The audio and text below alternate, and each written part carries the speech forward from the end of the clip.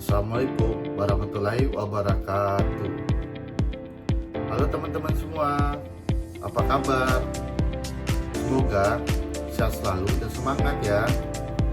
Perkenalkan, nama saya Fajri Ibrahim. Dan di kesempatan kali ini, saya ingin membawakan sebuah materi yang menurut saya cukup penting untuk kita semua, terutama yang berkaitan dengan kesehatan masyarakat di Indonesia. Judul materi ini adalah kampanye anti rokok dengan pendekatan kognitif disonan teori. Nah, di video ini saya akan ajak teman-teman untuk sama-sama memahami kenapa sih kampanye anti rokok selama ini seringkali kurang efektif, khususnya di kalangan perokok berat, dan gimana caranya kita bisa membuat strategi yang lebih tepat supaya pesan kampanye bisa diterima dan benar-benar membawa perubahan. Di video ini saya akan bahas mulai dari latar belakang kasusnya, teori yang dipakai, analisis kasus, rekomendasinya, sampai ke kesimpulan akhir. Jadi pastikan tonton sampai habis ya, karena siapa tahu juga bisa manfaat buat kalian atau orang-orang di sekitar kalian. Baik, kita mulai dulu dari latar belakang kasusnya. Seperti yang kita tahu, merokok sudah lama jadi masalah kesehatan masyarakat di Indonesia. Bahkan menurut data dari Badan Kesehatan Dunia atau WHO di tahun 2023 kemarin, Indonesia termasuk salah satu negara dengan jumlah perokok terbesar di dunia. Bukan cuma laki-laki dewasa, tapi juga anak-anak remaja, bahkan perempuan di beberapa wilayah perkotaan. Di kota-kota besar, perokok berat itu jumlahnya masih cukup tinggi. Meskipun kampanye anti rokok sudah dilakukan di mana-mana, mulai dari gambar menyeramkan, bungkus rokok, iklan di TV, sampai poster-poster peringatan di tempat umum. Tapi sayangnya, banyak kampanye tersebut kurang berhasil membuat perokok berat berhenti merokok. Kenapa? Karena kebanyakan kampanye menggunakan pesan yang terlalu keras. Misalnya, rokok membunuhmu, atau gambar paru-paru yang rusak. Masalahnya, perokok berat sudah kecanduan atau merasa merokok itu bagian dari gaya hidupnya. Biasanya langsung menolak pesan seperti itu. Bahkan banyak yang menghindar lihat gambarnya atau pura-pura nggak peduli. Nah, hal kayak gini bisa dijelaskan lewat teori psikologi sosial, namanya kognitif disonan teori. Apa sih kognitif disonan teori itu? Teori ini pertama kali dikenalkan oleh Leon Festinger di tahun 1957. Singkatnya, teori ini menjelaskan bahwa manusia itu nggak suka kalau ada dua pikiran atau perasaan atau sikap dalam dirinya yang saling bertentangan. Kalau itu terjadi, biasanya orang akan merasa nggak nyaman. Cuman orang berasa nggak nyaman, cemas atau gelisah. Nah, kondisi ini disebut dengan disonasi kognitif. Misalnya, nih ada orang yang suka banget merokok karena katanya bisa bikin tenang, fokus, atau karena temannya juga merokok. Tapi di sisi lain, dia juga tahu kalau merokok itu bisa kanker, jantung, bahkan bisa menyebabkan kematian. Dua pemikiran yang bertentangan ini akhirnya bikin dia merasa gak nyaman. Nah, supaya rasa gak nyaman itu hilang, biasanya orang akan melakukan salah satu dari tiga hal ini. Yang pertama, mengubah perilaku, misalnya berhenti merokok atau mulai mengurangi sedikit demi sedikit. Yang kedua, mengubah cara berpikir, contohnya, merokok itu gak seburuk itu kok, toh banyak orang yang merokok tapi tetap sehat. Yang ketiga, mencari pembenaran. seperti bilang, rokok kan halal. Kalau ajal udah ditentukan, nggak akan mati karena rokok aja.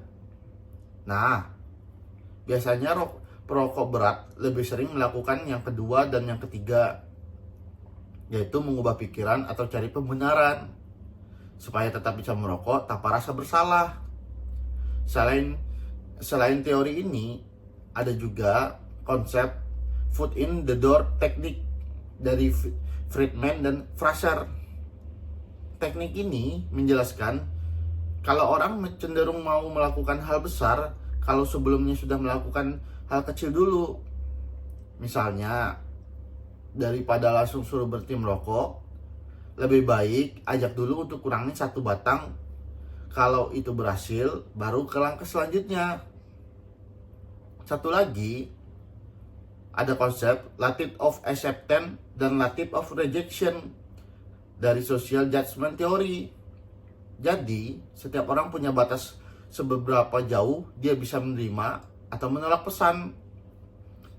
Kalau pesannya terlalu jauh dari keyakinannya, otomatis langsung ditolak. Makanya, pesan kampanye nggak boleh terlalu ekstrim. Harus disesuaikan dulu dengan batasan itu. Nah, sekarang kita coba analisis kampanye anti rokok di perkotaan tadi pakai kerangka atau teori kognitif disonan. Kalau perokok berat melihat pesan kayak rokok membunuh atau gambar menyeramkan, mereka bakal ngerasa disonansi. Karena di satu sisi mereka suka merokok, merasa tenang dan nyaman. Tapi di sisi lain ada fakta medis bahwa rokok itu berbahaya. Kalau disonansi ini terlalu besar, mereka malah nggak nyaman banget dan akhirnya lebih pilih menolak pesan itu. Bahkan ada yang bilang, itu cuma buat nakut-nakutin aja, atau pura-pura nggak baca tulisan di bungkus rokok. Makanya pendekatan kampanye harus dirubah, bukan langsung ancam, tapi mulai dari hal kecil dulu yang bisa memicu disonansi ringan. Disonansi ringan ini justru efektif karena membuat orang mulai berpikir tapi nggak langsung merasa diserang. Jadi apa sih yang sebaiknya dilakukan? Nah, saya akan menjelaskan ada beberapa sebaiknya yang dilakukan oleh saya dan direkomendasikan oleh saya. Yang pertama, mulai dari ajakan kecil. Jangan langsung minta berhenti total, tapi lebih baik ajak untuk kurangin 1 batang per hari. Kalau sudah berhasil, baru lanjutkan. Yang kedua, gunakan toko relatable. Cari orang yang dulunya perokok berat juga, lalu berhasil berhenti atau setidaknya mengurangi. Karena kalau tokonya relatable, pesannya akan lebih mudah diterima. Yang ketiga, kaitkan dengan nilai diri sendiri. Misalnya, keluarga, anak, atau cita-cita. Tanyakan hal seperti ini. Siapa yang bakal jagain anakmu kalau kamu sakit karena rokok? Pasti audien itu langsung berpikir. Yang keempat, beri pilihan, jangan paksaan. Biarkan mereka menentukan sendiri kapan mulai mengurangi. Setiap keberhasilan kecil bisa diberi penghargaan. Misalnya, ucapan selamat di media sosial atau budget digital. Yang kelima, hindari pesan ancaman frontal. Fokus saja ke manfaat berhenti merokok. Contohnya, dalam 14 hari setelah berhenti, tubuh kamu akan terasa lebih ringan dan napas jadi lebih lega. Nah, dengan cara itu, kampanye bisa menciptakan disonansi ringan yang bikin orang berpikir tapi tetap merasa nyaman dan terbuka menerima pesan. Oke, teman-teman, sekarang kita masuk ke bagian kesimpulan. Jadi, kampanye anti rokok itu memang perlu strategi yang tepat. Nggak bisa asal bikin pesan menyeramkan lalu berharap orang langsung berhenti. perokok berat itu punya ketertarikan kuat dengan kebiasaan merokoknya. Kalau pasarnya terlalu keras, disonansinya yang muncul terlalu besar. Akhirnya mereka malah menolak. Dengan kognitif disonan teori, kita bisa merancang kampanye yang lebih pelan-pelan, mulai dari komitmen kecil, memanfaatkan nilai-nilai penting dalam hidup mereka, dan memperdayakan perokok untuk menentukan langkah mereka sendiri. Dengan pendekatan kayak gini, diharapkan bisa lebih efektif. Angka perokok berat di kota-kota besar bisa berkurang, dan masyarakat jadi lebih sehat. Baik teman-teman, itu tadi materi yang bisa saya sampaikan di video ini. Semoga apa yang saya jelaskan bisa bermanfaat, gak cuma kita pribadi, tapi juga keluarga, teman-teman, dan lingkungan sekitar. Sampai jumpa di video-video edukasi lainnya. Waalaikumsalam warahmatullahi wabarakatuh.